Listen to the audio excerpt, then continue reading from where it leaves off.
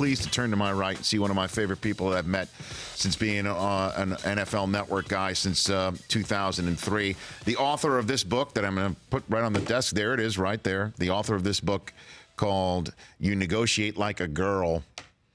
Reflections on a career in the National Football League. Amy Trask, longtime executive with the Oakland Raiders and now at CBS Sports. Good to see you, Amy Trask. Thanks for having me. I'm a big fan of this show, but little did I realize the magnificence of this place. Thank you so much. You don't get to see all of this when you watch you on the show. No, well, I appreciate that. And you might be, by the way, the first guest we've had in 2.5 years to use the word magnificence. Oh, I plan on using a lot more words. That's you going next level. And by the way, guys, Amy said to me as we were in the open of the show, let's make some trouble. So I did say that. I like it. Am I allowed to tag the Raiders in this tweet right now? Yeah, go ahead. Well, I didn't know if. I mean, what is your relationship with the Raiders organization? I had a magnificent almost 30 years with the Raider organization. And by the way, when I say almost 30 years, I'd like to follow that up by saying I started when I was 12. Get it? Yeah, no, I get it. Yeah. No, I do. No, I had a And I believed every word you said right there. Well, thank you for that. I was like, wait a minute, you were an intern for the Raiders? I did start my career as an intern, but I wasn't 12. I had a magnificent, from my perspective, a magnificent almost 30 years working for Al and the Raiders. And now I'm on to a really exciting new adventure. Yeah, with CBS Sports. I mean, and We Need to Talk, first ever all women's sports talk show on CBS Sports Network. You've been doing that for a few years, and now you're here on our show, and I love every minute of it. I want to put the Al stuff aside, though. I do want to pick your brain and all those great stories that's going on. But I want to know, what do you think of, first off, what the Cleveland Browns did and trading for a quarterback that they probably don't even need, giving up $16 million of cap space for what they think is a serviceable quarterback, maybe, but the second-round selection that they seem to be cherishing from the Texans? We don't know the end of the story yet, and I'm holding judgment to see how this ends. Look, they need help at the quarterback position. Of course, if I may give them just 2 cents of advice, sure. Fix your offensive line, because if you don't fix your offensive line, really isn't going to matter who you have at quarterback. Are they going to let him compete? Are they going to trade him before training camp, before mini camp? Are they going to allow him to compete for the job? I don't know yet how this story will be written. Certainly, if they don't give him at least the opportunity to compete for that job, this is something that I think is unheralded in the league, to make a strategic trade for the reasons they did. Or they may have. Yeah, I was about to say, have you ever heard of it? Because I don't recall in the 13 years that I've done this, NFL only thing with the NFL Network, I don't recall a deal, Amy, being made essentially using your cap dollars to get somebody else out from under a contract they want to get out of for a second-round selection. And Rich, it's not just cap dollars, it's also cash. If they keep on the roster for any period of time, mini camp, training camp, preseason, allow him to compete, they're not just giving up cap space, they're giving up cash. Well, fair enough if he's on the roster.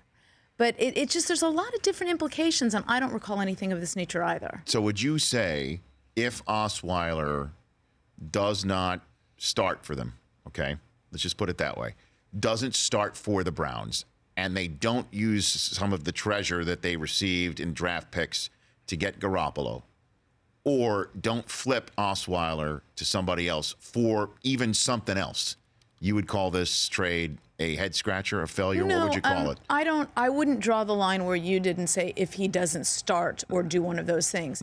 If they don't give him a chance to compete, if they don't use the bounty and I don't mean that in the bounty sense, the Pirates bounty yes. That they got through the transaction to do something else, if they're not strategic with the gain they made in the trade, then I think it's puzzling. And by the way, we can talk all day about how many picks the Browns have in the next 2 drafts, and they have a bundle. Yeah, 22.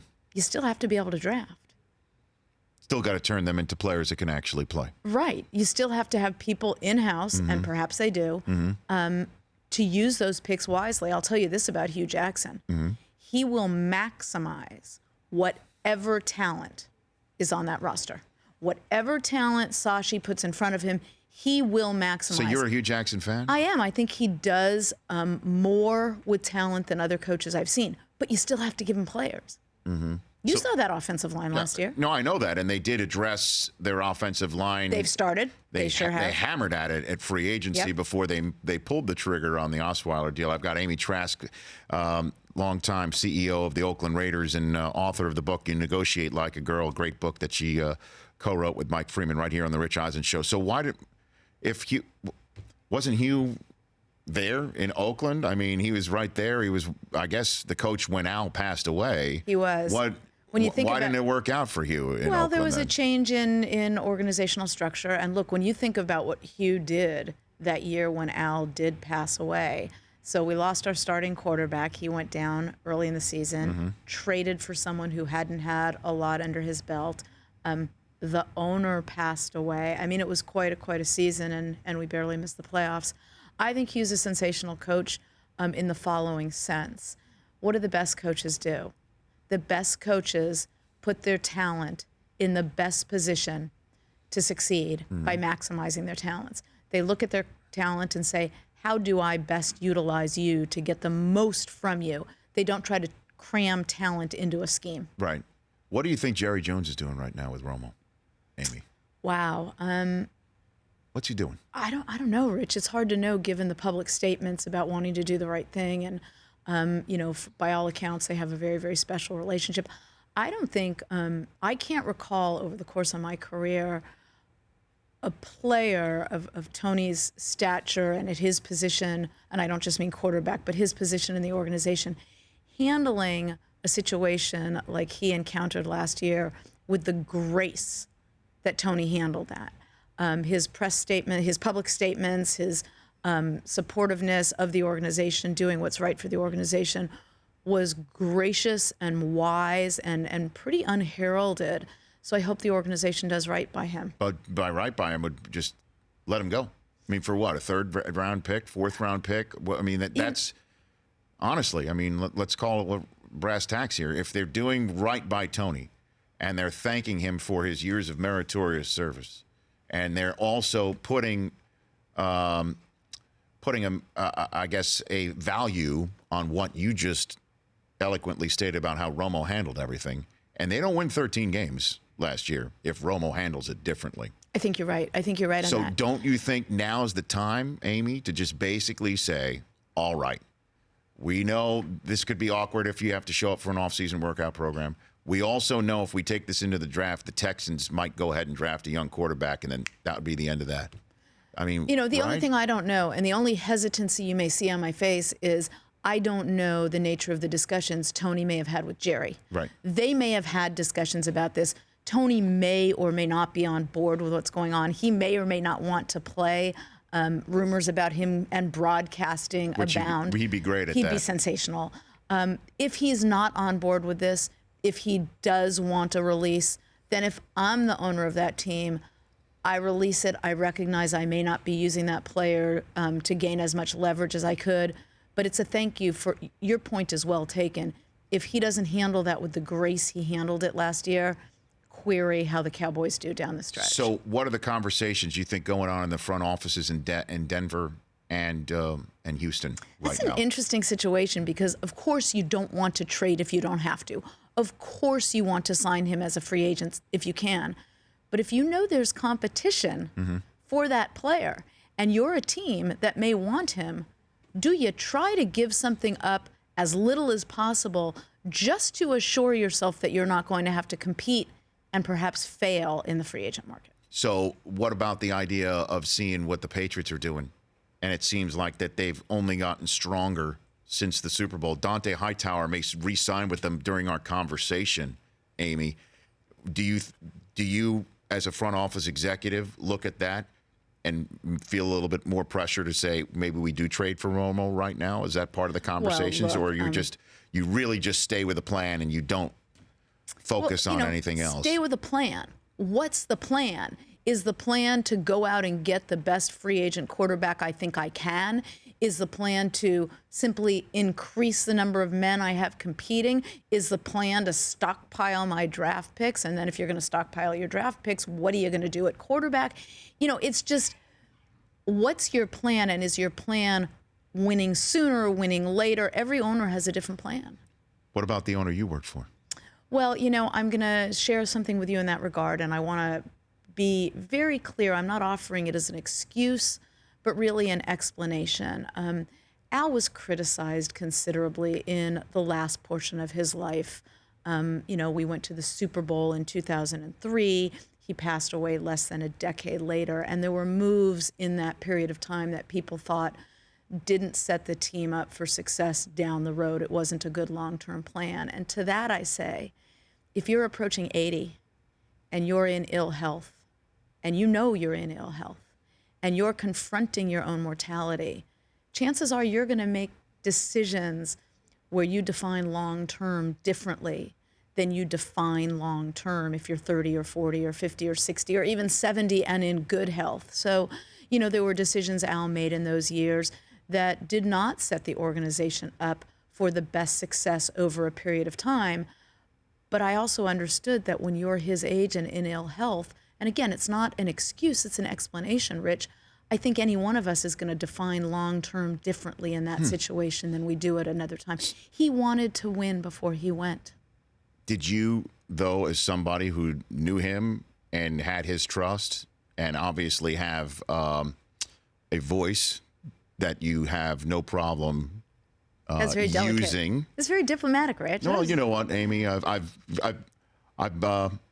try to be That was whenever I really can. well done. Well, did you ever say to him, hey, the decisions you're making aren't good for the long term of this team, and what are we doing There here? was never one time in the almost 30 years I worked for Al that I hesitated to disagree with him if I disagreed with him. I think that's the biggest misconception about Al, that he wouldn't tolerate disagreement or that he wouldn't tolerate those who disagreed with him. If that were the case, Rich, I would have been fired 2 or 3 weeks into my job. 2 or 3 weeks into my job, I'm sitting in an office with a coworker. Al walks in and he launches into that coworker the way I can only imagine a velociraptor would tear into flesh. And, I listened and I listened, and after a little bit of time, I realized he was wrong. So I'm sitting here, Al's sort of across where the camera is sitting, and I said, excuse me, you're wrong. Mm-hmm. And I will never forget the look on his face when he swiveled and just incredulity on his face. And I said, you're wrong. And I went on and I said, if the facts on which you were basing your conclusion were accurate, well, then that's a fair conclusion. But you're basing your conclusion on inaccurate information. And he yelled and I yelled. And as you just noted, I don't have a dainty voice at the best of times. And he yelled and I yelled and he yelled and I yelled. And after a really long argument, he looked at me and said, okay, I gotcha. Mm-hmm. And that was that. I learned then, make sure if I'm going to argue with him, have a reason, have data, have an argument, right. Have reasons why you're disagreeing. And I never hesitated to disagree with him over a 30-year period. So did you, in this instance, though, say to him in the last 10 years? There were certainly instances. I mean, I can't think of a particular player transaction, but there were instances in which I did. But look, I was also aware that long-term was being defined differently. So those weren't fights. Those weren't arguments. Those were really philosophical, I think. What was Mark Davis's role at this point, knowing that he was going to get the team long-term once something happened and maybe not setting it up for success for once he had it? Did he have any part? Let's take a break and get the answer to that. I want to dive in more into Al Davis with you as well. That's fine, but just let the record reflect there was no hesitancy whatsoever on my part to answer. Okay. No, I understand that. By the way, I appreciate that. In terms of a record reflecting here, Mike Del Tufo is the stenographer of the Rich Eisen Show, and he doesn't really know how to spell, so don't worry about it in terms of a record being set here, okay? Let's take a break here. Amy Trask of CBS Sports is here. You Negotiate Like a Girl is her book, and we'll stroll down memory lane a little bit more here, including the first time I remember encountering Al Davis, and I was in his crosshairs at an owners meeting. I remember that. that was kind of fun. It may have happened a couple of times, so let's see if our memories match up. But that's next with Amy Trask here on this edition of The Rich Eisen Show. I guess this is the NFL film's music that goes with the autumn wind is a pirate. Love that stuff. Steve Sable wrote this. My gosh. Yeah, I miss right. Steve Sable every day, Amy Trask. You know who honestly. I talk with about Steve Sable quite a bit and who misses him very much as well is Andrea Kramer. He's just, I mean, I miss him every day. And my favorite part about doing anything with the NFL Network at a special event is the hallmark, which is, you know, the way that we come on the air. It's Steve Sable's voice. You're watching, you know, a production of NFL Network. Amy Trask is here, longtime Raiders executive, 26 years with the Raiders organization. Hey, don't forget that couple years internship. I think we get up to like, 28 or 29. We darn near 30 years with the Raiders Darn organization. And today's Insider Report is sponsored by the Honda Accord. It's stylish with a red-stitched leather interior. We love the Honda Accord here. Available 278 horsepower V6 engine underneath the hood. All the power you need. So hurry into the Honda Dream Garage sales event and find yourself a deal before it's too late. Before we took a break, Chris Law was asking, what was Mark Davis's role towards the end of Al's life and moving the transition to a different world, my I guess. impression was Mark cared deeply for his father. And like any child, knowing your parent is in distress, you want to do what you can for your parent. But look, he knew he was going to inherit the team. He knew that someday when his dad was gone, the team would be his to do with what he wished. But you're balancing business issues in that regard, knowing that you're inheriting a team and you're going to have it to run with issues of family. Mm-hmm. And so now Mark Davis, it appears, as the team on the verge of going to Las Vegas. Do you think we're going to see the Las Vegas Raiders? Amy? Boy, I don't know the answer to that. There are times when I think it looks fairly certain that's going to occur, but I also learned years and years and years ago, and this was my experience in every single league meeting, owners meeting I ever attended, you really don't know how a vote will go until you walk in that room when the vote is to be taken. So even though many signs point till yes, I don't think it's for surely sure yet. But they received Bank of America financing, which is obviously something that the league would not sneeze at. Well, the league is certainly not going to sneeze at the $750 million, that's billion with a B, like they said in the movie, that the state of Nevada has contributed as well. Look, the team, I'm a believer in actions speak louder than words. And over the last year and a half or so, the team has twice requested permission to move. First to Los Angeles, as you know, and when that dream was dashed because the vote went instead to the Rams, the team immediately turned its energy to looking at Las Vegas. And the team has committed tremendous, tremendous resources, economic and otherwise, to pursuing first Los Angeles and now Las Vegas. So I think the team's actions are very clear. It does want to leave Oakland. So what do you mean by you never know in a meeting of the membership, as it's called, but the owners? What do you mean by that, going on a meeting like that? And you saw this for lots of years, Rich. There you are in the hallways and people are counting heads or counting noses or counting whatever they're going to count. And, well, look, the example of the Rams getting Los Angeles, that's a perfect example.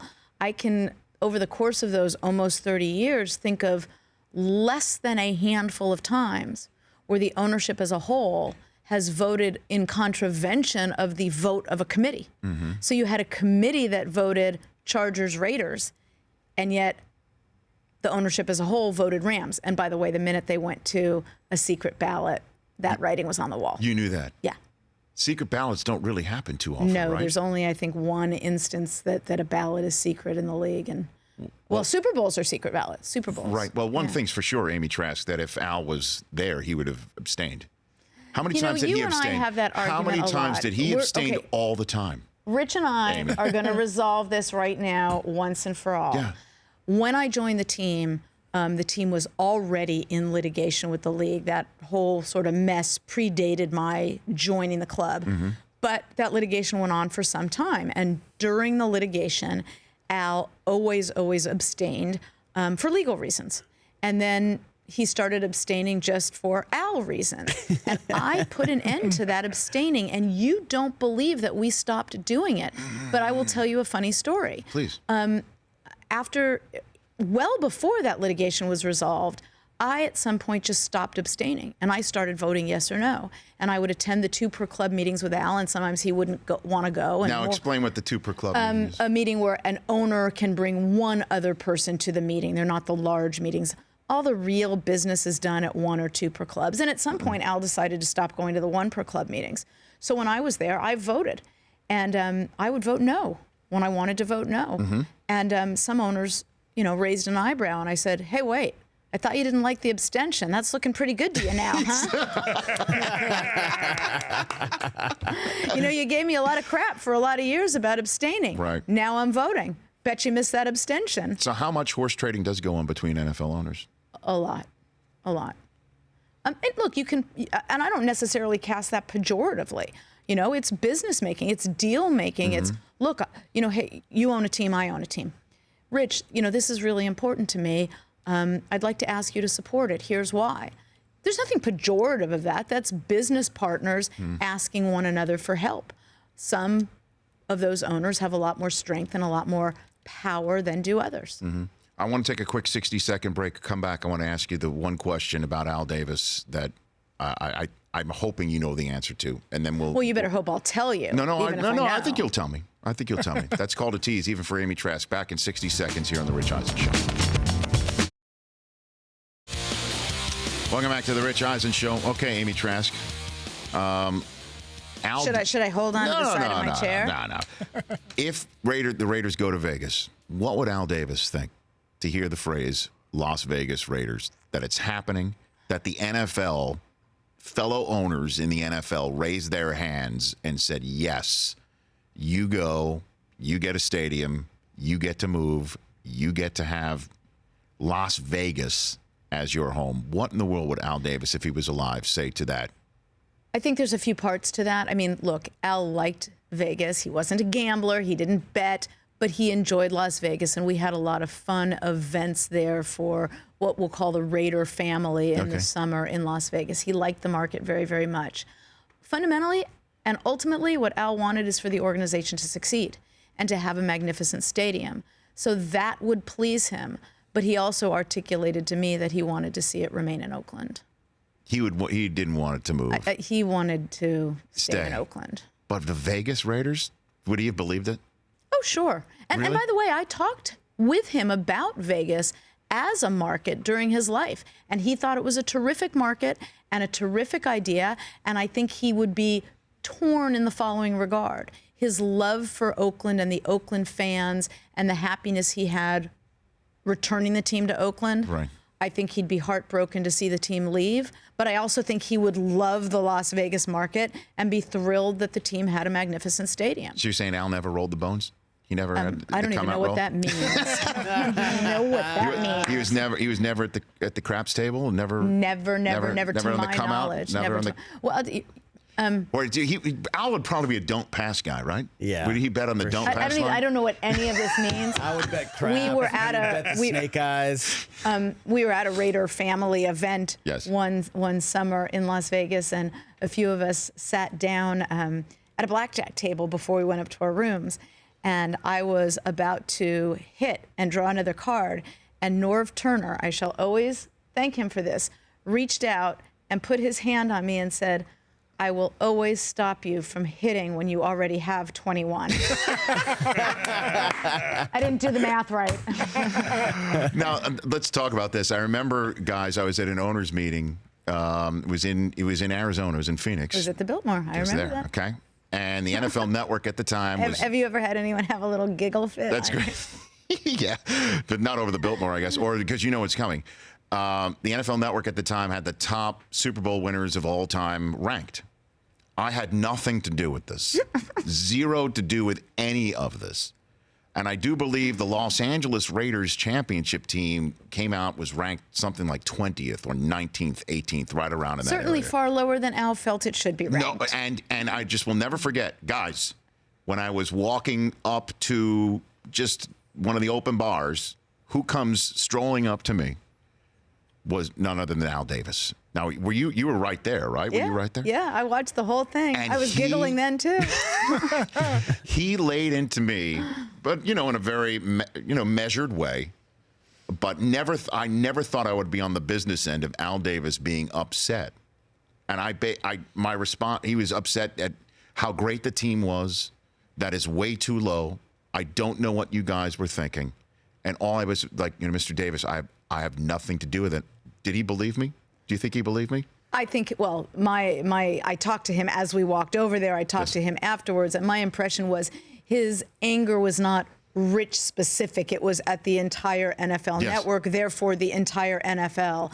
So he didn't blame you personally. I felt like he did. Yeah, he didn't blame you personally, but he never was pleased with that ranking. Okay. Rich, do you remember what Al drank? What was his drink of choice at that bar? I don't think was he a Scotch he guy? wasn't drinking, right? He wasn't a drinker, right? Al wasn't a drinker. No gambling, Amy? no drink. Man. Really? Is that Really? true? Yeah. Really?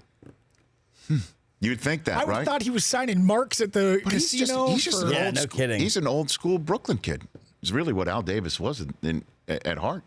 Look, I know a lot of your viewers, your listeners, you have Raider fans. You have people that love the Raiders and loved Al. You've got people who can't stand the Raiders and just couldn't stand Al.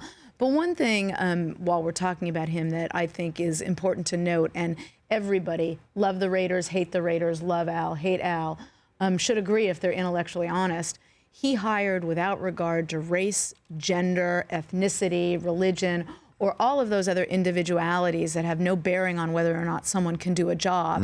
And he did that long before those issues were topical. And so I say to even those who are listening or watching now thinking, oh my God, enough about Al already, stop and think about that. I mean, he hired me in the mid-1980s.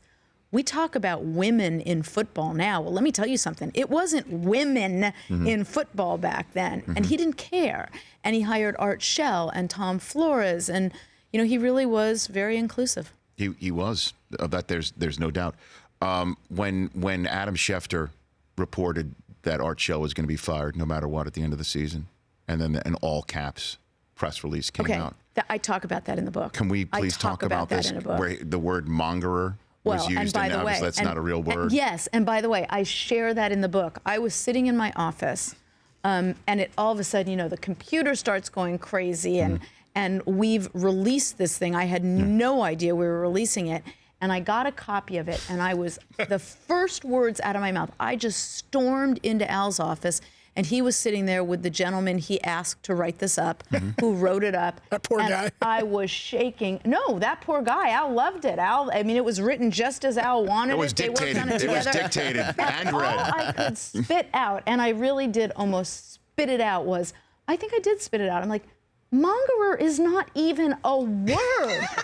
Like, we're issuing this ranting, delusional piece of material, and you used a word that's not even really a word. I mean, and so with all the problems, that all I could focus on was that mongerer is not even a word. We all assumed, though, at the time, that Al was the source to Adam and did this to cover his tracks. I don't believe that's not a chance. That's not in the Al Davis playbook? Oh, no. That's not in the Al Davis playbook? No. That he was the one who actually did talk to Adam, was upset that Adam reported it, and then put out the mongerer release to cover his tracks. Put it in Schefter's mailbox, right? That's not, What did I say? Yeah, put it in Schefter's mailbox, pretty much. Oh, I got There you go. political reference. There was a topical, very political. topical, You very never know where it's going to come from. Kinda like right this. here. Before I let you go, arflife.org is an organization you are associated with Tony La Russa to help rescue dogs, cats, animals everywhere. Dogs and cats, yeah. Everywhere. As magnificent as Tony was, those St. Louis Cardinals, the Oakland A's, as terrific a baseball manager as he is more terrific off field. He did me the tremendous, tremendous honor of asking me to serve on ARF's board of directors, where we talk about people rescuing animals and animals rescuing people. So, and I know you're passionate about I am this. too. And, I am too. It's a great organization. Adopt, don't shop. There's just so many animals. I wish we could Good for you. save them all. Me too. arflife.org. We should do this again Anytime. with a dog. Let's do it. We should have like this whole place filled with rescue dogs. Sold.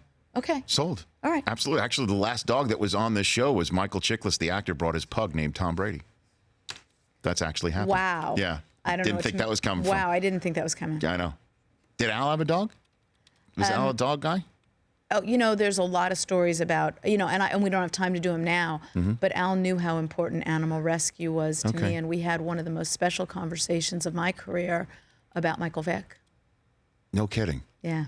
All right. Well, we'll do that next. It's in the book. Okay, it's in the book. It's in the book. It's in the book, which is you negotiate like a girl. So Al didn't have like Oh, I don't want to talk about his personal No, but life. Al didn't have a Rottweiler named Lane. No. Lance. Oh, he loved Bambi. He did. No, but don't remember when he had the press conference and he called him Lance. On an overhead projector. That's Oh, right. that's in the book too. Oh gosh, you got to get the book. You amazing. negotiate like a girl. Let me tell you something. After that whole overhead projector episode, I went home and it was a few days later and I was besides myself and I was ranting and raving and I said to my husband, I said, I'm going to find that projector and I'm going to smash it into itty-bitty pieces. I'm going to get an axe and I'm going to smash it up and it will never be used again. And my husband looked at me and he said, no, that baby's going to Canton. The Rich Eisen Show, weekdays at noon Eastern on Audience.